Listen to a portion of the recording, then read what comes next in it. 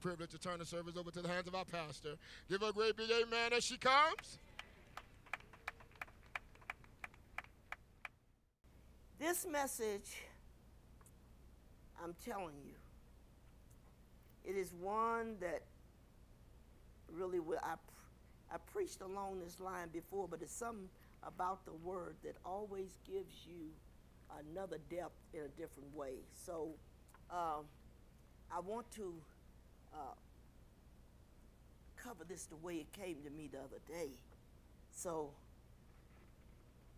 it's about going to the potter's house. And I understood why a lot of people are where they're at, because they never went to the potter's house. And if they went, they didn't stay. You got to stay there until the work is finished. Everything is done on the wheel. Everything. So the potter's house is the place where we go to be made and created in what God wants us to be. So as I looked at this message, I preached along this line some time ago. It says, the word which came to Jeremiah from the Lord, saying, arise, go down to the potter's house, and there I will cause thee to hear my words. Listen to that. If you go down there, I will cause you to hear me. You know why people can't hear God? You know why they don't know his voice? They never went to the place that he literally brings you into a place where you hear his voice. But that's about a lot of shedding of you. That's what man doesn't want to do. He don't want to shed himself. He wants to maintain everything that he is, and you can't make it in the kingdom doing that. So when you say to the people, I thought about our preachers, I thought every one of them have to finish the work at the potter's house. You have to. Otherwise, you will minister to a certain degree, but you won't get past that. You have to get to the place that all of it is gone. In ministry, we got to shed all of us. What we like about ourselves, don't like nothing about you. Because I'm telling you, this flesh is ugly. It's got enough mess in it for I don't know what. We got to go to God and let him do it. So the problem is, I found out that a lot of people don't stay on the wheel. They go to the potter's house, they visit, but they leave. You got to stay until he's done. For the good work that he has begun in you, he will finish that work. But you got to let him do it. Otherwise, you're going to always be struggling with one thing or another, constantly with your flesh. You got to be able to say, I'm going there and I'm going to stay on the wheel. Stay on it. Because if you do, it will change your life forever. Everything that you like, everything that means something to you, all of a sudden loses all its value. The only thing that matters is what God is doing for you. That's all that matters. So stay on the wheel until the work is finished. Look, I look around the church, and not just here, but a church world as a whole, people are spiritually deformed. They're messed up. That's why they keep tripping up. They're deformed spiritually. They're not in a good place. They've never got rid of enough of the flesh to be able to enjoy life. You got to enjoy living when all this is gotten away from. The more you fast and pray and give yourself to God, the more you're not going to have to deal with anything else. I'm telling you, I am free as a bird. I don't have anything that I know of, period, that plagues my life, that I can't enjoy life every day. Every day. I'm not in a war with my own flesh. You had to kill it. You had to crucify it. You had to let him put you on the wheel and smack the crap out of you until you just gave it up. Man don't give up easy. See, he don't do that. So when God is trying to finish the work, stay there till he finishes it. He started it, but he needs to finish it. And we get up and we think that we made it and we done a few fasts and we prayed a little bit and all these things, and we say, okay, I'm doing good now. Let me tell you, when you first get saved, there's so much yet to be done. Just because you got saved doesn't mean you are there. That's why God leaves us time here on this earth, and so he puts us through the process so that we can become what he wants us to be. I thought about Lamont. I thought he went to prison not because he committed a crime, but because he was wrongfully convicted. But you know what? In a way, it was the best thing ever happened to him because he changed. He laid on that concrete floor. He said, Mama, crying out to God, and he thought God was going to let him out of the prison when he first got there, and he went 30-day fast. And he said, I laid on the concrete floor in the prison and wept before God and didn't eat for 30 days. He thought, sure, that was the key. God said, oh, no. Stay on the wheel, Mont. You ain't coming out yet. It's going to take 7 years for me to process you through. You got to ask yourself, how long is it going to take for you to get through? The bottom line is you can start off and just give it up. Say, God, here I am. I give it all to you. I don't have no yes and no about my life. It's whatever you want for me, that's what I want. Your life is so much different when you walk in that place. It's so free. You're happy. You're fulfilled. Everything is working for you. Everything. When he looked at the clay, do you know what he saw? We were the clay. Marred and messed up from sin. Bad choices that we made in our life. So all these things, they get in the way of what God wants you to be. He wants to create you into the creature he wants you to be. But man doesn't want that. He doesn't say yes quickly. He fights it. He gets up and he says, I'm okay now. I've gotten there. I made my way through. No, you didn't. No, you didn't. Very few people, very few, actually go through the process at a lesser time. It depends on how willing you are to let it go. I just let it go, God, whatever you want. Now, that's going to cause some pain. That's going to cost you some pain and some suffering.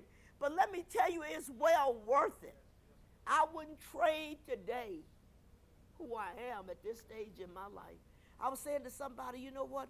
I'm so glad. I was talking to somebody today. I said, I'm so glad I'm not at the end of my life looking at, boy, I wish I'd have done this right. Is this okay? Am I ready to meet God? Am I going through this? None of those things exist. Because I've been walking this road for 54 years. Am I tired? Yes, I'm tired. Do I want to give up? Never. Never. There's no such thing as getting that tired. I just can't get that tired. See, God is the one who began this good work in you. And it is certain that he will fulfill it. He'll fulfill it. But it's amazing how much you will change when God puts you through that process. And you're not fighting with the devil about your flesh. It don't exist anymore. It's finished. The will did the job on you. But you got to stay there. You got to give it everything you got and make up in your mind, hey, whatever it takes. And it's going to cost you some pain. It's going to cost you some sacrifice.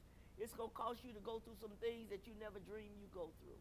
All that you went through. I remember Nisa asked me one time, she said, Mama, do you think if you wasn't a pastor that God would not have taken Daddy when he did? And I said, that's a possibility. But who knows? Who knows? Was I supposed to spend the latter years of my life alone, just me and God?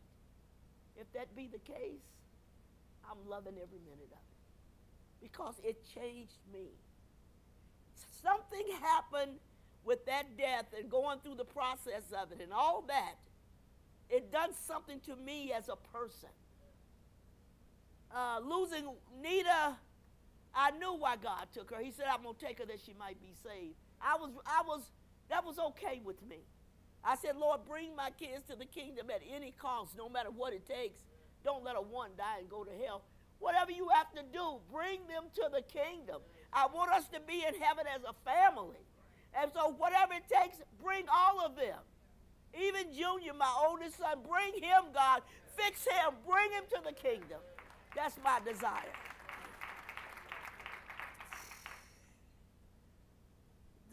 Jeremiah's talking about how marred it was. It's impaired. It impaired the appearance of. We don't even. How many of us looked horrible before we got saved and disfigured? It took away. We didn't have any quality. We didn't have any value. We had nothing. So for God to do all of this for us and say, I'm willing to take you through if you're willing to go. If you're willing to go with me, I'll take you. If you're willing to be changed, I'll change you. I'll take you through the fire. The fire burns. Boy, do you feel that. I remember when the Lord sent me to the white organization in Oklahoma, Pentecost Church of God, and for a while I often say I was the only black person there. And they always look at me like I was something from outer space, smiling. And I was very uncomfortable going into church. Every time I got stared at so much, I didn't really want to go, but I had to get past that. But I remember being called a nigger and all these things while I was there, and it was difficult. But are you going to fight back, Rose, or are you going to take it? I had to take it. I remember going to that meeting and saying to the Lord, would you please help me today, because I got some accusers here. And they're lying on me, and they're coming to the pastor, and I just want to be saved. That's what I said all the time. I just want to be saved. When it's all said and done, I just want to be saved. Nothing seems difficult to me. I have to get through it. And when I face something that seems like it was difficult, I said, God, please, when I leave, let me be saved. Let me be saved. I remember sitting in that meeting, and the pastor wasn't like I am. He kind of took their side and kind of went along with it. They were accusing me of stuff, said they came to my house, and I opened the door, and I had on shorts, which was a lie. I haven't had any shorts since I've been saved. I didn't wear shorts when I wasn't saved. I didn't do it. And so they sat there accusing me, and I said, Brother Ledbetter, it's not true. And that's when Sister Martin, I'll never forget her. She was like 70-something years old, and she walked with a cane. She raised the cane up and shook it in my face. She said, baby, I'm going to heaven, and ain't no nigga going to keep me out. I had a lump come up in my throat like that. Unsaved, I'd never been called that before, ever, because nobody would have been living. So nobody never said that to me. And when she said that to me, I cleared my throat and swallowed. But in the midst of it, I said, God, please don't let me say or do nothing I shouldn't. And I was right in the middle of it. And so and the pastor never said anything about her calling me a name. He never told her she shouldn't shake her cane in my face, nothing. And when she got through, I said, Sister Martin, I said, it's true. I said, if you get to heaven, there won't be no nigga to keep you out. I said, you're going to keep yourself out. It won't be me. But I sat there with this feeling that at the end of the day, I had to be saved. I could not lose my temper, because I was used to getting mad with people when they say something to me or do something to me, and I can't do this, and I got to be saved. That's why I just kept saying, I want to be saved. So when they got through putting me down and talking about me and all of that, and I had to leave service that night at church, and I thought, God, give me strength to lead this service, because everybody was white. I was the only black. But I led that service that night. And they sat on the pew feeling justified. Nobody reproved them. Nobody said that's wrong. So you got to take this. But, I said that to say this. The Lord showed me this huge refining pot. And I was in it. I looked like a little tiny person, about like this. And I was over in the pot, and the heat got so hot till I found myself climbing up on the side of the pot trying to get out. And I looked at myself in the vision, and I thought, I'm trying to get out from the heat. It's getting so hot. Couldn't get out. And I remember hanging on the side of the pot, looking like a little tiny dwarf. And the Lord said, stay in the pot. The heat's going to get hot.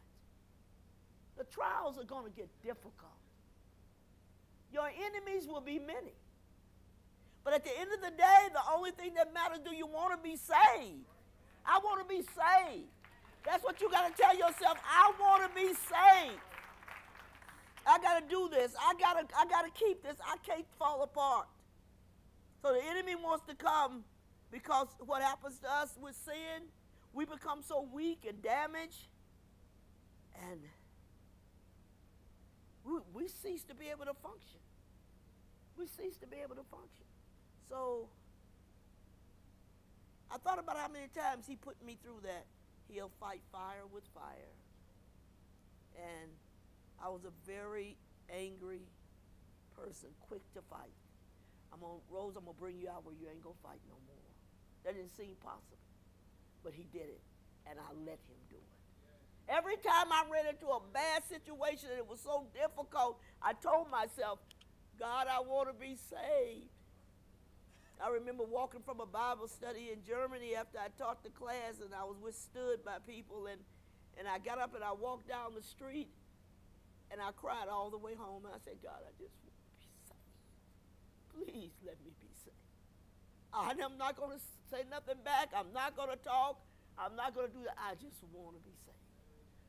Live with that in your mind. At the end of the day, I want to be saved.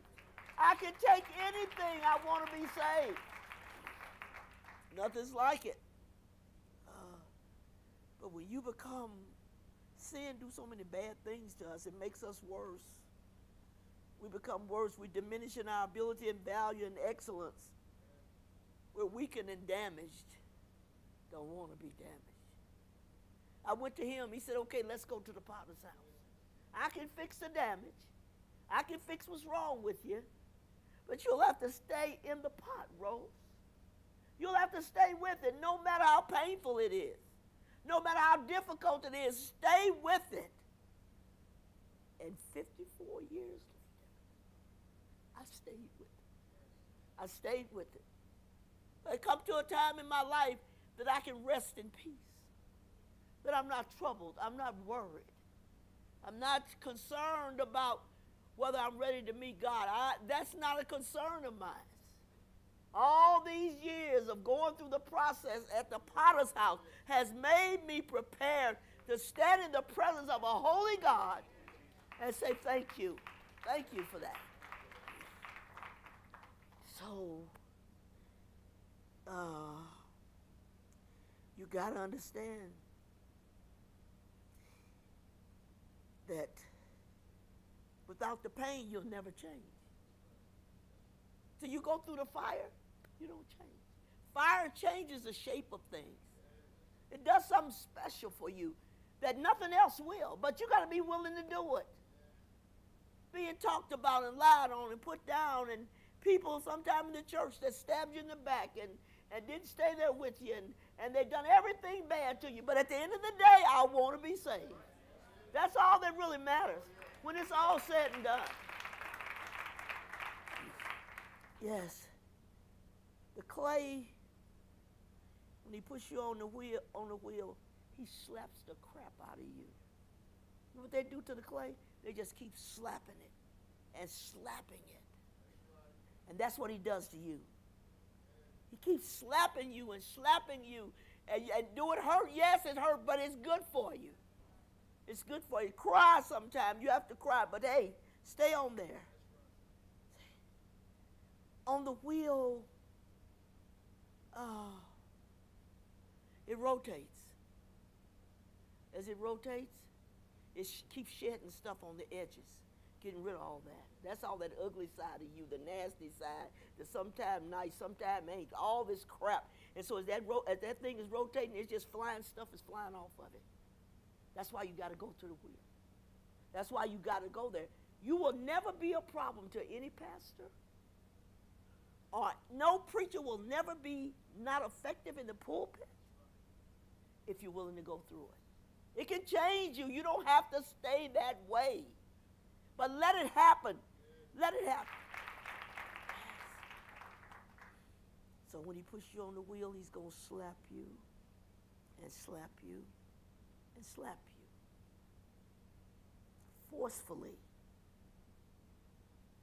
With the flat inside part of your hand. That's how they do it on the wheel. Keep hitting it. None of us like being slapped. Don't slap me again. Do anything. Don't slap me. My husband used to have a problem when I was trying to say something to him, and I would grab his face like this. You do not do that to Charles Banks. And I said, honey, turn around. He said, Rose, don't grip my face. Because I'm stupid. I need you not to grip my face. And I used to wonder, why is that so irritating? And if he's talking and looking over here, I said, honey, turn around. He said, Rose, quit hitting my face. And I finally got the message that he don't like me gripping his jaws together. So I just say, honey, that's fine. That's the way some of y'all are. You know, Lord, get ready to slap you. Said, don't slap my face.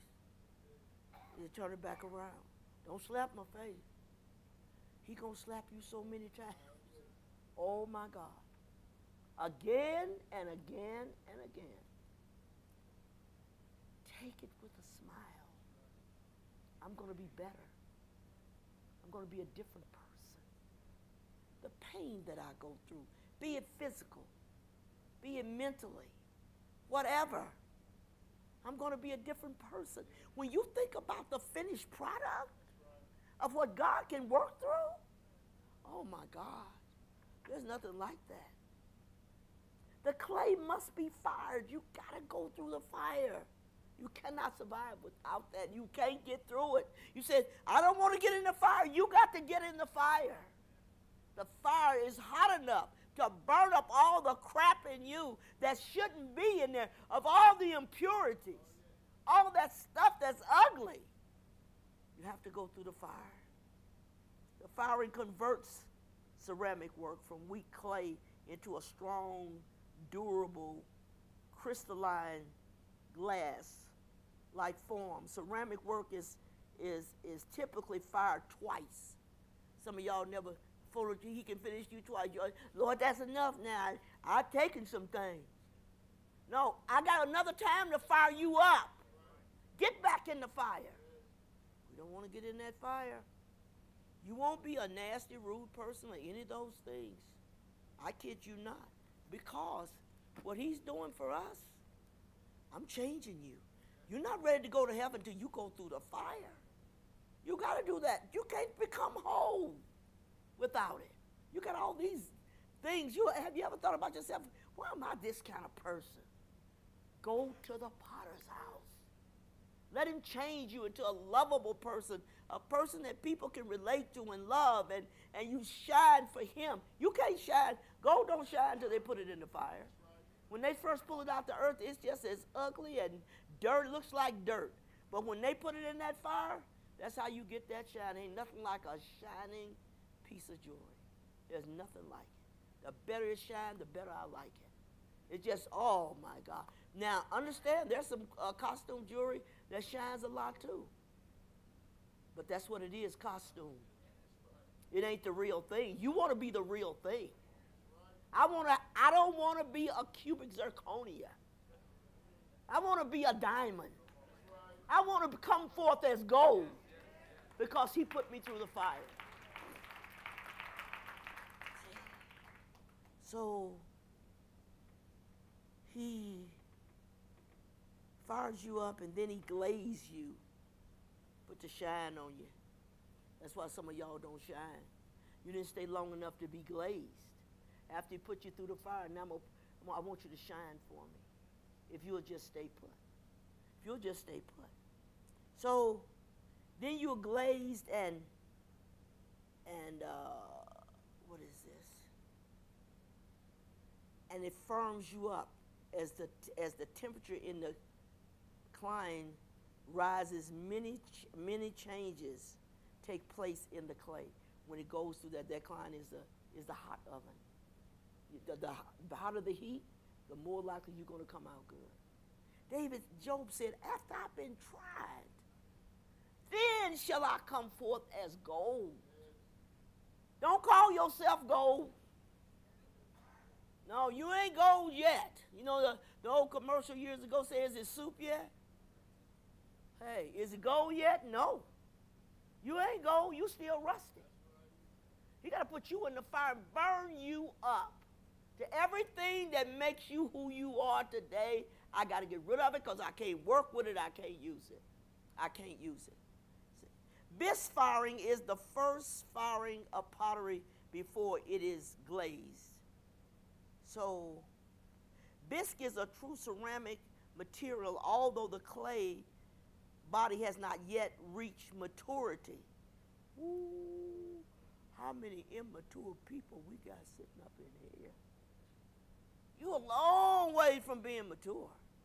You can tell how you act. You have temper tantrums. You just get uptight and you know anybody keep doing this to me. Oh, please.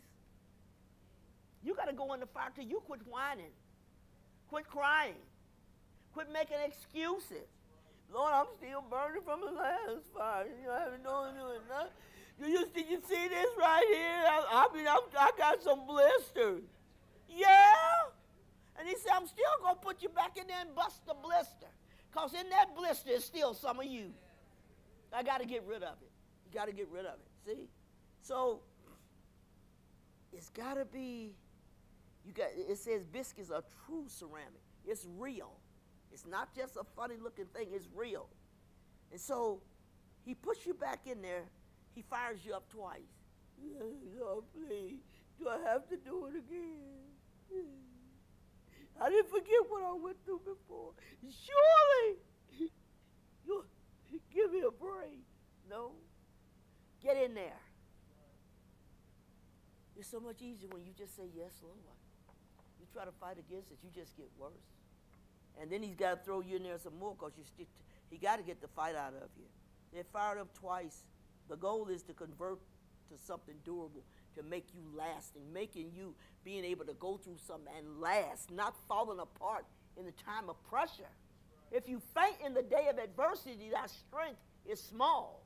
You got to be able to stand strong when the adversity comes, when trouble comes. Stand tall. You're not durable yet. That's why some people just fall apart at the seam. The least little thing, they just fall apart. They can't get rebuked. They can't get reproved. They just fall apart. He said, I need to stick you back in the stove and stay in there until he finishes it. He will finish it if you let him. How many people are going to jump out and run and go somewhere else and backslide? You didn't make it. All because you didn't stay in the fire. So when the devil comes in like a flood, the Spirit of God will lift up a standard against him. But you got to be able to stand the test when the winds blow and the storms come and all that. I got to make you durable. Without being durable, you can't make it. You got to be able to stand, not fall apart, not fall apart. So where it can be safely handled during the glazing and decorating process, he begins to beautify you, make you beautiful. He said, I'll beautify the meek with salvation. Some people ain't got no humility nowhere. That's why you look so ugly. You said, boy, ain't that an ugly person? It can be a pretty person and be extremely ugly. Because what comes out inside of them is just gross. You think it's such a nice looking person. She looks so friendly. She looks like she really likes people, and she's a hellion. Just come up on her too many times. Well, you know, I was doing fine until you said that. You think, where did that come from? Go back to the wheel. You still firing off. You still getting upset. You can't take a little bit of pressure. Oh, boy, you got to take that pressure, though. You're not ever going to be what you need to be. If you fire twice, you can create some beautiful and unusual effects. The glory of God shining on you in the midst of it all. So I'm gonna do some unusual effects, make you different, make you special. Use you for my kingdom, for my glory. You can't do that with anybody. The kiln is a furnace or oven for the firing pottery. It actually reached a temperature far more than a regular oven. It ain't just regular thing. This thing is going to burn you up. But when you come out, it's a yes, Lord. Yes, Lord. I want you to do such and such. Yes, Lord. There ain't no such thing. Well, Lord, do I have to? Do I have to? You really suck when I hear that. Do I really have to go through all that to be saved? You're not going to be saved. Because the price is not too high. Not if you want to be saved. It's not too high.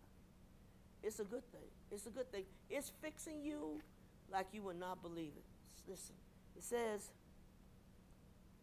He has begun a good work in you. and he wants to complete it. Jesus said, my meat is to do the will of my Father, him that sent me, and to finish his work. So if I'm going to finish what I was called to do, I must be processed. Otherwise, I find myself losing time trying to get in the place where I need to get with God. Either you're there or you're not. A person been through the furnace, they don't have a hard time praying. If you're struggling with praying and I'm trying to keep my prayer life up, honey, you need to get on the wheel.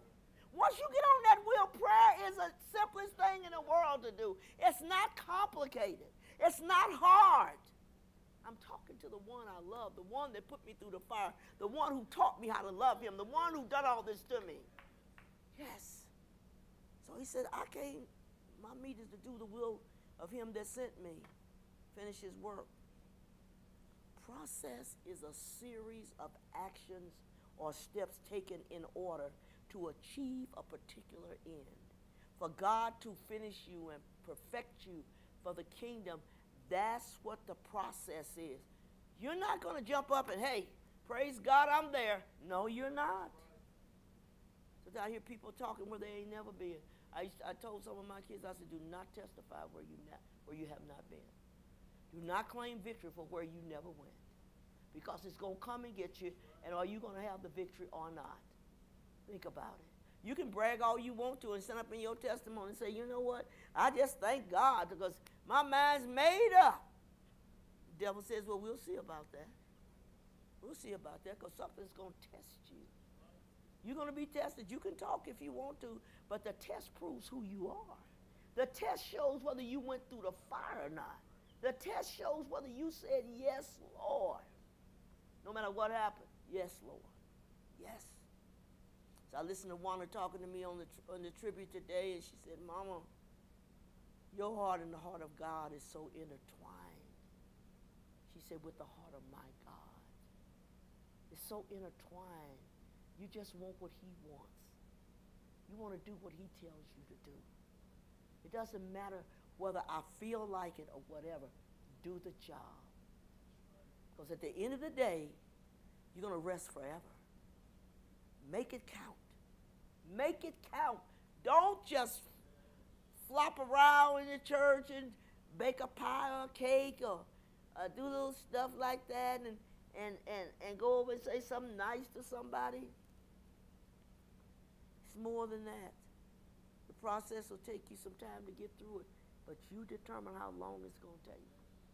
If you're willing to say yes from the beginning, it won't take that long. But if you're a fighter and you resist it and you won't give in to it, you're going to be there for a long time. You'll be on that wheel being slapped on a constant. Every time you see, you say, did somebody slap you? Yeah, God slapped me again this morning. Well, what's wrong with you? I just won't say yes to the Lord. Call you to a fast. Lord, I've already been some days. That's why he looked at me when I said, did you fast last week? Yes. Like, don't come back here this week talking about that. Give us a break. You don't even need a break. We didn't know what it was to have a break in fast. And we fasted so much as young converts. You know, we used to say, we get ready to eat something and say, oh, yeah, I can eat. That's right, I'm not fasting. I bet you never had that. Oh, no, you know I'm eating today. I ain't got to wonder about it or nothing. This fast is over. God, help. You got to learn to have a feeling. I used to say to my kids, I said, I kind of like that feeling when you're on a long fast and you start suffering. Here go my kid. Something's wrong with her. No, something is right with me. Something is wrong with you. No, I said every once in a while I would crave that. The suffering part of it. I enjoyed that place where you laying before God and you feeling the pain in your body and you feel this weakness and it's almost like, wow, you don't understand that. I see where they're looking at me and Brenda's sitting like this. Are you kidding me? You got to be kidding. You couldn't possibly want to enjoy that. Yeah, that's suffering when you wake up in the middle of the night And it feels like you ate for weeks and weeks, and many times you had not. You wake up in the middle of the night. They used to say, Rose, I wake up in the middle of the night, I forgot I was fasting. I woke up, I thought, what's wrong? What's wrong with me? My stomach. She said, then it dawned on me, you're fasting. Doesn't feel good. But you can learn to have an appreciation for it. Why? Because of what it brings. Because of what you get from it. That's the thing. What is God going to do now? Looking forward to it. You want to be made whole? That's in your entirety. The whole person.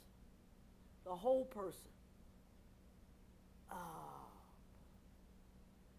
Completely total. Stay on the wheel until it's completely finished. Boy. When you get up and you realize you can walk through this world and all its troubles and everything, and you just marching, and you just as happy, and you going through the fire and nobody knows it. You going through the pressure. We got to be able to take pressure. You can't take pressure, you won't make it.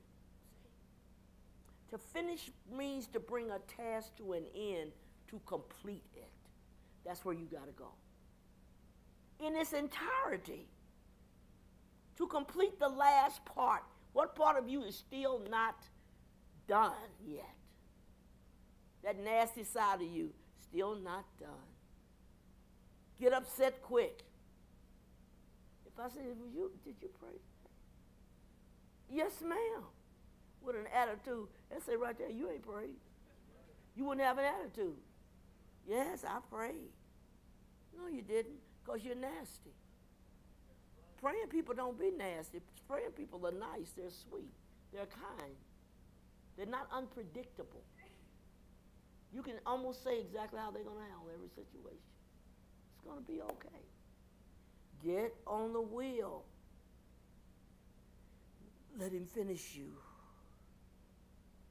The thing that Jesus said at the end of his life, hanging on the cross, the words we shall never forget, it is finished. He went through something. They beat him. They nailed him. They put thorns in his head. They stuck a spear in his side and let the water and the blood gush out. You know how painful that must have been? And to be hanging on that cross with nails, these large nails stuck into your feet and your hands, and you're whining. The only little knock you're going to get on your fingers when you accidentally hit it with the hammer. And then you say, oh. He went through it all. For me, that's why I feel like he cannot ask too much of me. How many of you say that's God talking to me? I'm not rejecting it. I'm taking this. I'm taking this. The world is looking at the person who calls himself a Christian, but he don't see it. He said, you are light on a hill that cannot be hid. Where's the light at? The light is so covered up with all of you. Nobody can see Jesus. They see you. The Lord showed me years ago. I hadn't been long got saved. And my whole being literally melted into him. The only thing you saw was my intestines. It was the last thing to die. Your belly. Get rid of it. Conquer it. It's not important. It's irrelevant. They laugh at me all the time. Mama says it's irrelevant. You gonna have anything to eat? They put something in front of me. Honey, that means you have to chew that. And laugh about it.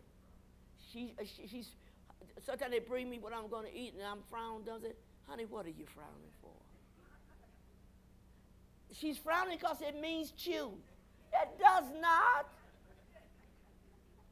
No, that's not why I'm frowning up. I'm wondering if I even want this.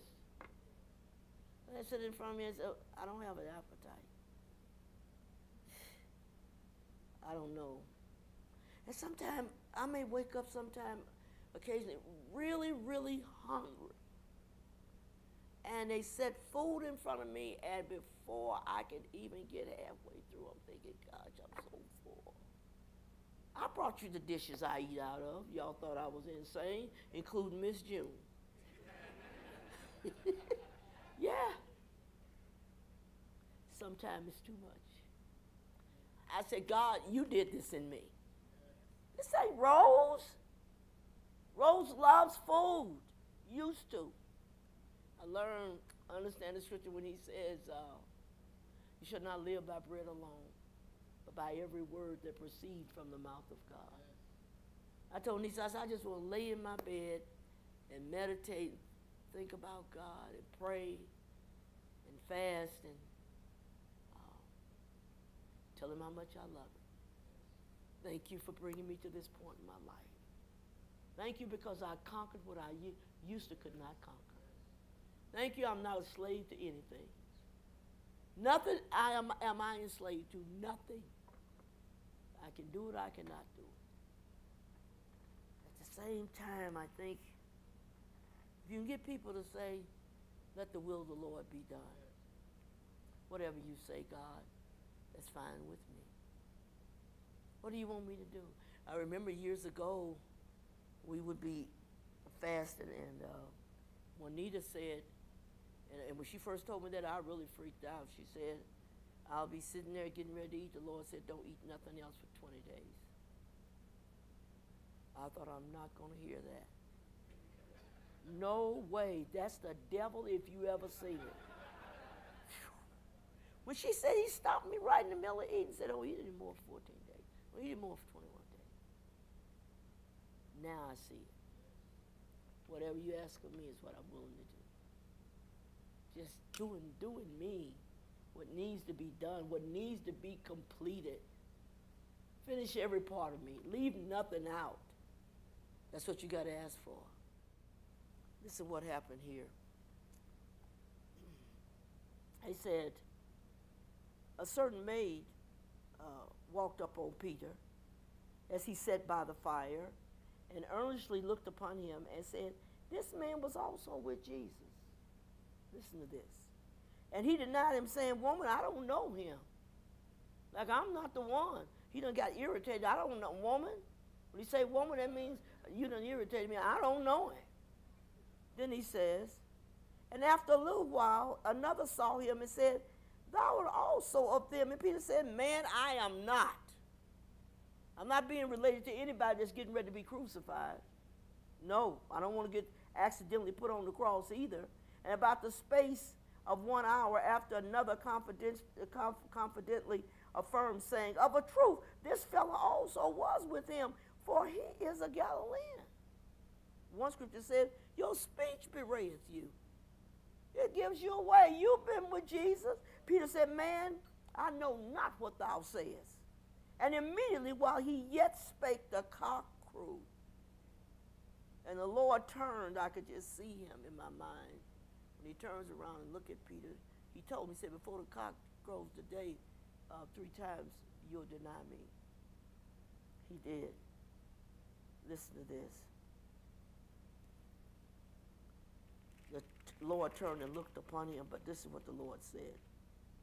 Simon said, he said, Satan has desired thee that he might sift you as wheat. That means ain't nothing left. Nothing left. He said, but I prayed for you that thy faith fail not. And when thou art converted, because you're going to backslide, boy. While thou art converted, strengthen thy brethren. And he said unto him, Lord, I'm ready to go with thee both into prison and to death. No, you ain't. Right after that, you said, I don't know the man. So sometimes people saying what they want to do for God, and God can count on me because I'm going to take whatever I have to take. I don't pay no attention to talk. I believe what I see. See? I'm willing to go to prison with you. And a few minutes later, you didn't even want nobody to know you was a part of him. The test determines. He wasn't done with the will yet. He had walked with Jesus and did all that, but he had not went on the wheel yet. He had a little bit of process, but he went through a lot. At the end of his life, they crucified him. He said, turn me upside down. I'm not worthy to be crucified upright because of him. See? So sometimes you think you're ready to tear down the house. You don't know what you're doing.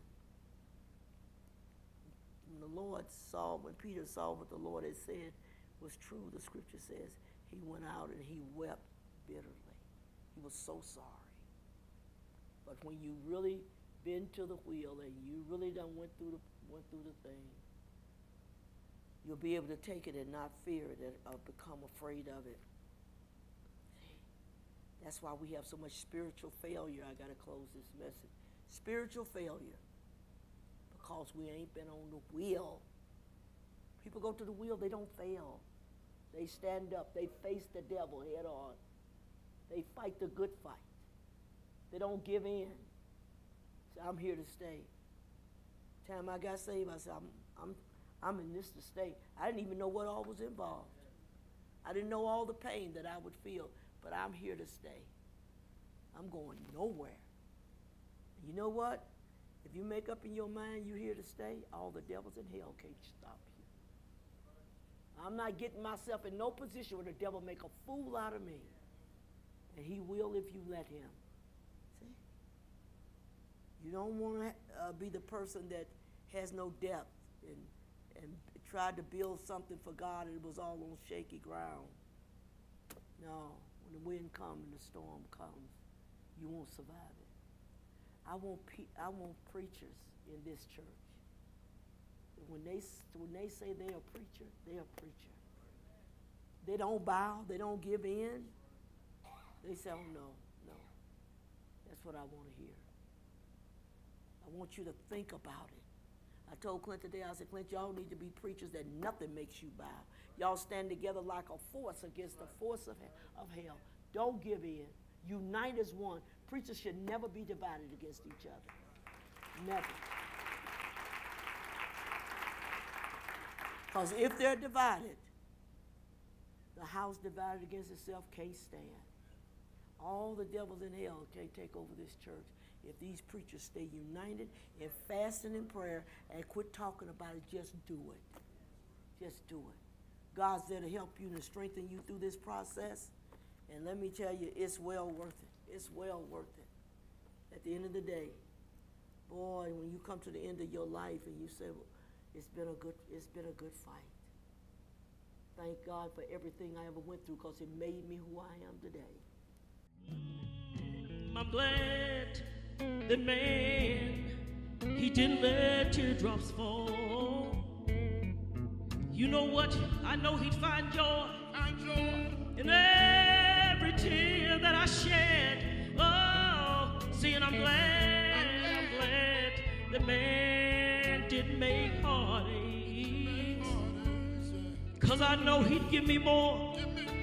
He'd give me more than I could bear. Oh, see, and I'm glad that man, he didn't create me.